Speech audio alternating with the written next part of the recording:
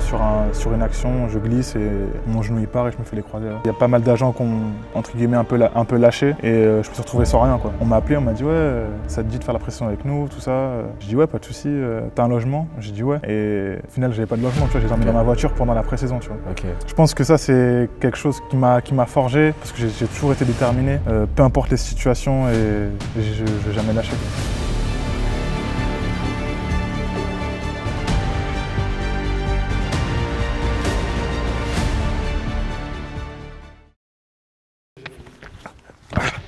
Alors les mordus, c'est comment? On se retrouve aujourd'hui pour une nouvelle vidéo accro ouvert. Aujourd'hui, on sera avec Melvin Da Silva qui va nous parler de son passé, son présent et son futur dans le monde du basket. Bien évidemment, c'est une vidéo accro ouvert, ça veut dire qu'il va se libérer, il va se lâcher, il va nous parler. J'espère que vous êtes prêts. Les mordus, content d'être avec vous encore une fois. Aujourd'hui, on se retrouve pour un épisode de accro ouvert. Aujourd'hui, on est en compagnie de Melvin Da Silva. Bonjour. Melvin, on va te laisser te présenter. Du coup, je m'appelle Melvin Da Silva, j'ai 25 ans, je mesure 2,1 m, je joue à la position 4, poste 4 et actuellement je suis au club de Poissy Basket en National 1 et l'année prochaine, une nouvelle destination. Affaire à suivre, affaire à suivre. Du coup, Melvin, on va revenir un peu sur ton passé, ce qui se passe actuellement et peut-être tes objectifs futurs. Ouais. Donc dans un premier temps, parle-nous de toi, de ton basket, de comment naturellement, je pense, du coup, ça arrivé cette envie de jouer au basket. Bah, du coup, il faut savoir que moi je suis issu d'une famille de basketteurs.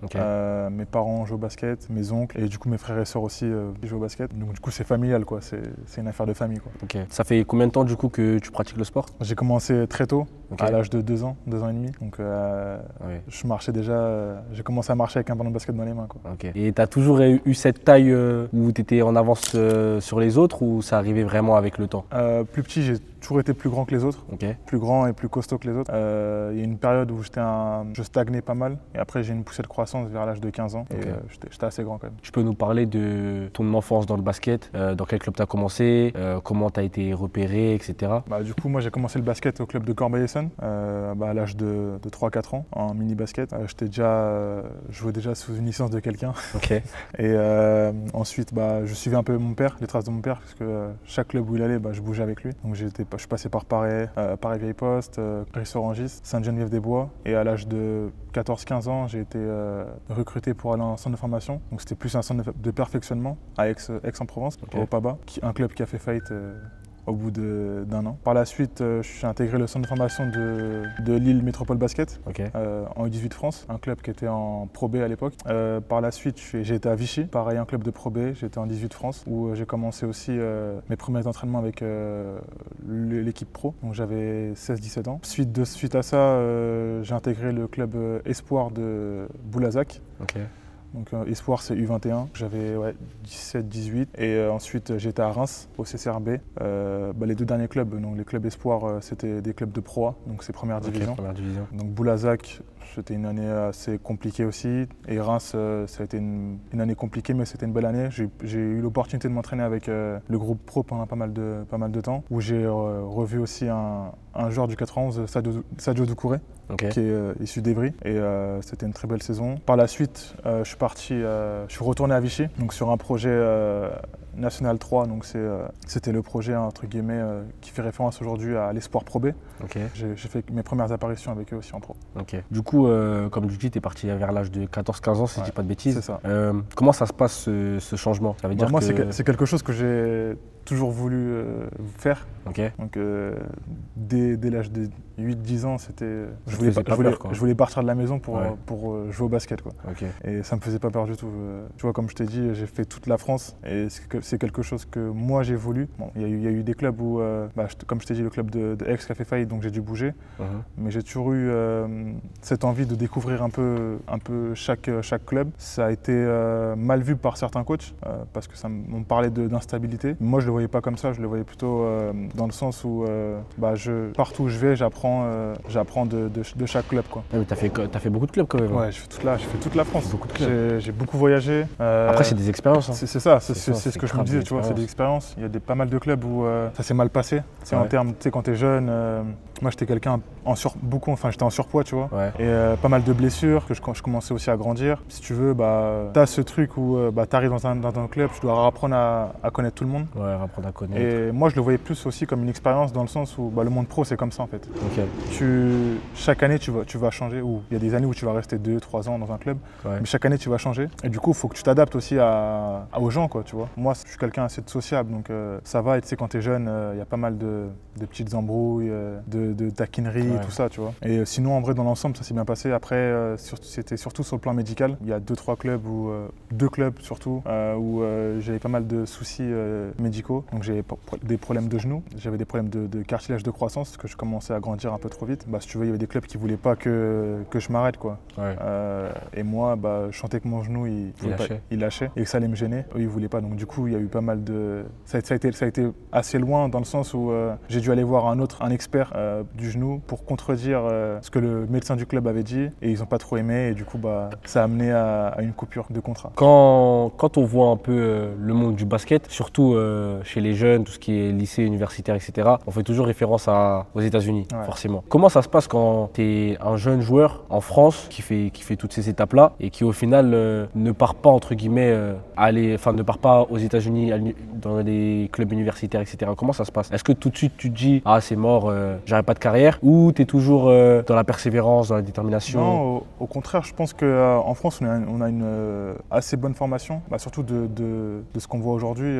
Par exemple, tu vois, le Pôle France, donc c'est l'INSEP, c'est les meilleurs joueurs français actuels de l'âge de 15 à 18 ans, et ils jouent contre des National 1, donc ils jouent contre des clubs pro, tu vois. Et franchement, on voit on voit physiquement, on voit leur évolution, et c'est assez impressionnant de voir des petits 0,9 ou des petits 0,8 stock et bouger des darons, quoi, tu vois, c'est assez impressionnant. Et en termes de basket, on a des très bons coachs actuellement, très bons formateurs et éducateurs sur les centres de formation, quoi, dans n'importe quel club. Après, je pense qu'il y a des clubs où ça varie de niveau. En termes de coaching, je pense et d'éducation, je pense qu'on n'a pas à rougir face aux lycéens américains, quoi. Et toi, c'était quoi tes objectifs quand tu étais plus jeune? C'est-à-dire quand tu étais encore du coup dans ces catégories d'âge-là, en vrai, quand tu avais 15, 16, 17 ans, c'était quoi tes objectifs? Et aujourd'hui, est-ce que tu as toujours les mêmes ou est-ce qu'ils ont changé? Mes objectifs à cet âge-là, c'est comme tout le monde, c'est dans centre de formation, c'est d'intégrer le groupe pro rapidement, quoi.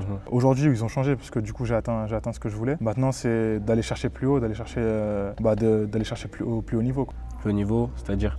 C'est-à-dire l'Eurocup, les gros clubs de Pro A, tout ça. Si tu avais un choix à faire, est-ce que tu partirais tenter ta chance en NBA ou tu privilégierais une carrière stable en Euroleague, par exemple? Une carrière stable en Euroleague, tous les jours. Sûr? Ouais, sûr. Moi, ce sera plutôt en fonction de mon profil de jeu. J'ai un profil plus européen. Je suis plus un joueur intellectuel qui sait faire jouer tout le monde, qui sait aussi se montrer. C'est quelque chose. Moi, l'Euroleague, pour moi, c'est le top, quoi. Tu parlais du coup des blessures que tu as eues. Tu n'as pas joué pendant 2 ans parce que tu as été victime du coup des ligaments croisés. C'est ça. Des ligaments croisés. Est-ce que tu peux revenir sur cette période-là? J'étais à Kaisersberg en National 1. Je rentrais tout juste d'Angola, où j'avais fait 2 ans après mes années espoirs. Donc j'étais parti directement, c'était pendant les périodes Covid. Donc j'ai été en Angola, j'ai joué 2 ans à Petro de Luanda. C'est un très gros club en Angola, le meilleur club actuel en Angola. Et par la suite aussi, j'ai fait mes premières sélections avec la sélection angolaise, en sélection A. Donc j'ai fait les qualifs pour l'Afrobasket qui sont passés au Rwanda, au Cameroun. Donc ça a été de très très grosses expériences où j'ai pu côtoyer de gros joueurs. Donc ensuite je suis revenu en France sur la Nationale 1 avec Kaisersberg, et au bout de 3 mois de championnat, sur une action, je glisse et mon genou il part et je me fais les croisés. Donc j'ai pas joué pendant 1 an. Donc j'ai été suivi à Cap-Breton. C'est un centre de rééducation pour les sportifs de haut niveau. Ligaments croisés, moi aussi, les gars. Où tu te lèves, on te lève à 7 h, tu dois être sur la piste, courir ou aller nager. C'était assez costaud pendant 1 mois. Par la suite, j'ai eu 1 an où je trouvais rien, où il n'y avait pas de club. Il y a pas mal d'agents qui ont entre guillemets un peu lâché, et je me suis retrouvé sans rien, quoi.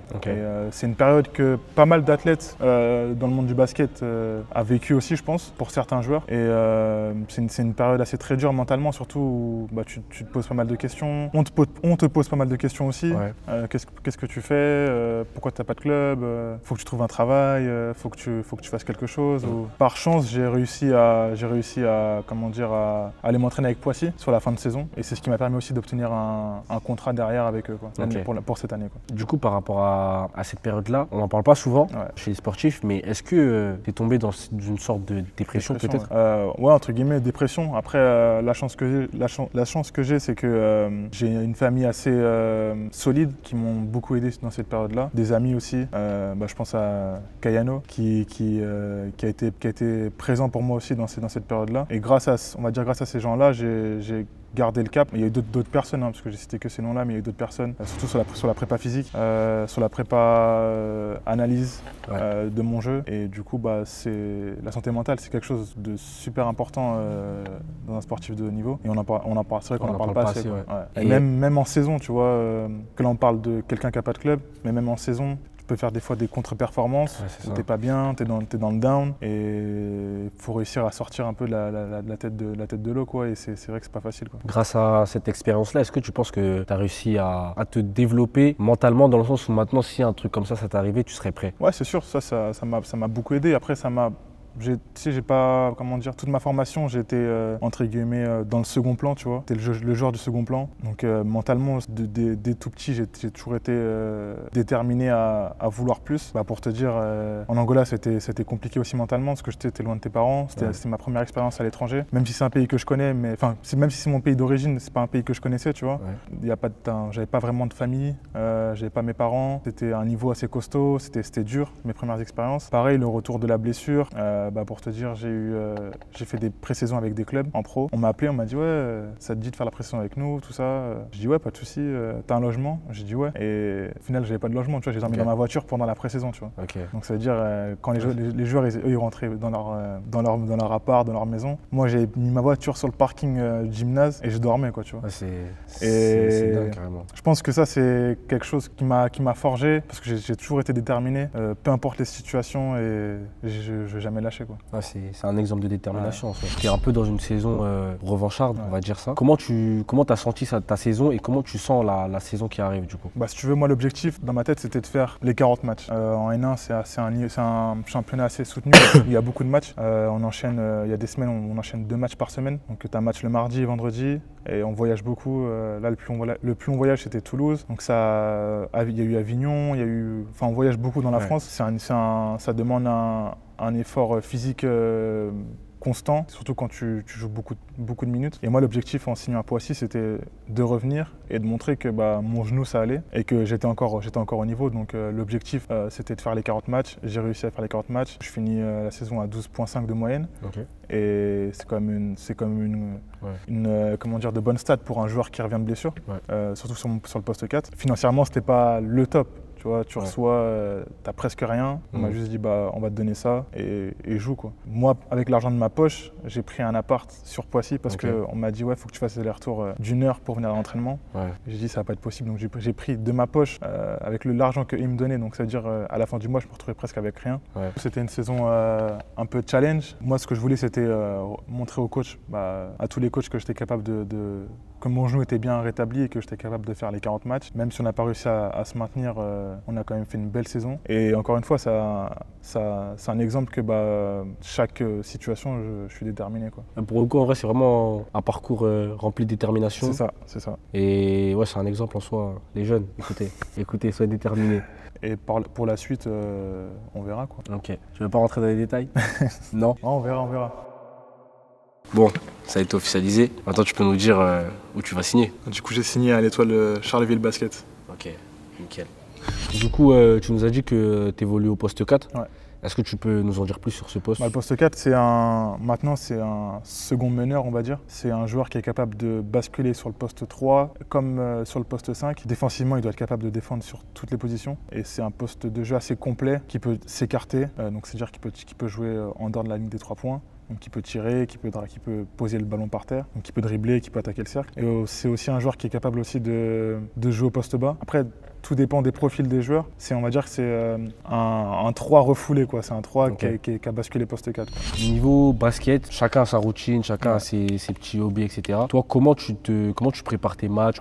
C'est quoi tes petites routines, etc. Moi, mes routines, j'ai la chance d'être suivi par un mentor qui m'accompagne sur ma carrière, tout ce qui est relationnel, sur mes matchs, sur mes analyses vidéo. Donc ça veut dire une routine, on a un appel chaque semaine pour discuter déjà comment ça se passe physiquement, mentalement et surtout de revoir chaque action détaillée, chaque action qu'on n'a pas jouée ou ce qu'on aurait pu faire à la place de faire ça aussi. C'est quelque chose qui m'aide beaucoup dans la progression de mon jeu. Et sinon, routine d'avant-match, généralement on a un shooting le matin, donc ça veut dire à l'extérieur ou à domicile. On arrive dans la salle et pendant 20 minutes on shoot, histoire de connaître un peu les paniers, de prendre des sensations et aussi de se dégourdir les jambes parce que des fois c'est des voyages en avion c'est compliqué. Et il faut qu'on physiquement soit bien. Ensuite on passe sur 10 minutes sur les systèmes de l'équipe adverse. On regarde où est-ce qu'on peut bloquer certains joueurs et comment on peut les mettre en difficulté. Et par la suite,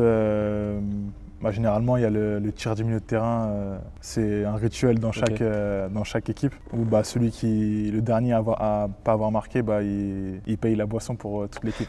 Et après, généralement, on rentre à l'hôtel ou on rentre chez soi quand le match est à domicile. Moi, ce que j'aime bien faire, c'est déjà l'hygiène en termes de nourriture, c'est important. Donc, bien manger, un repas assez consistant, la musique et les bottes de compression, histoire de drainer un peu les jambes. Et après, on est go pour le match. Par rapport à ton entourage, là tu joues à Poissy, ta famille elle est issue du 91, ils venaient souvent voir tes matchs, du coup j'imagine. Ouais, ils venaient souvent voir mes matchs.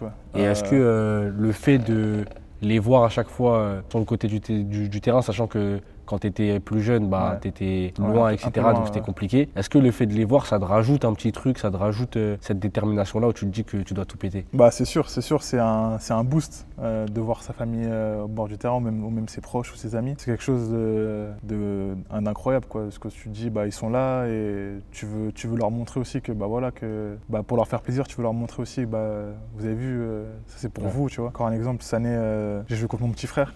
Lui, il est à Tours, il est sur un projet N1, N3 et j'ai joué contre lui, il était sur le banc. Bon, il n'est pas rentré mais il était sur le banc et tu vois, ça m'a fait bizarre de me dire je joue contre mon petit ref en fait, tu vois.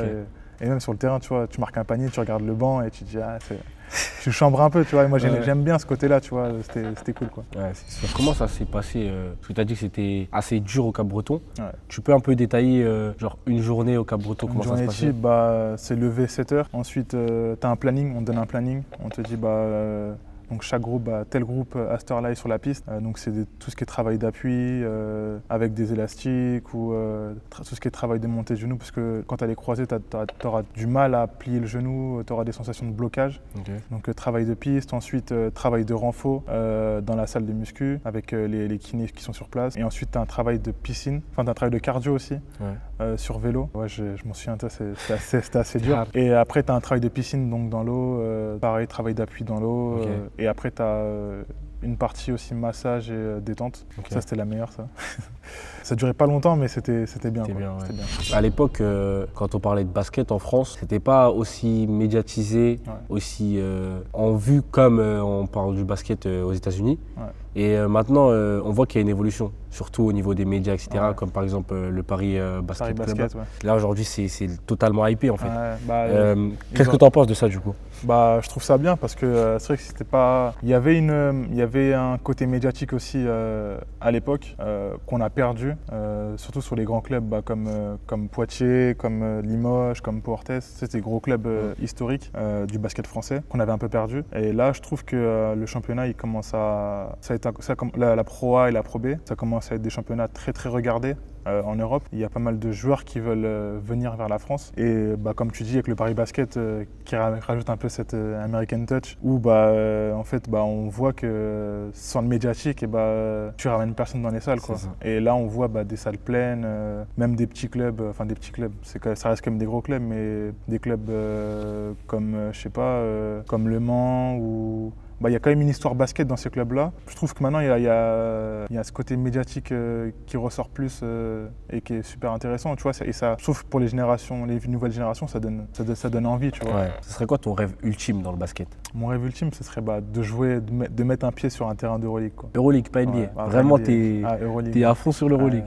Ça change parce qu'en général, justement, les joueurs, ils ont souvent ce rêve américain. Vraiment, beaucoup, ils veulent tous aller en NBA, ils parlent de Lakers, etc. Mais toi, souvent, vraiment Euroleague. Euroleague, ouais. Ok. Après toutes ces années où tu as changé beaucoup de fois de club, toutes ces expériences, est-ce que tu as des anecdotes que tu pourrais nous raconter là tout de suite? Bah, je peux t'en citer un, c'était quand j'étais à Lille, on avait gagné, c'était en U17, on avait été champion de France UNSS, élite, avec le lycée de Lille, le lycée Fédère. Bah, du coup, c'était le club du centre de formation.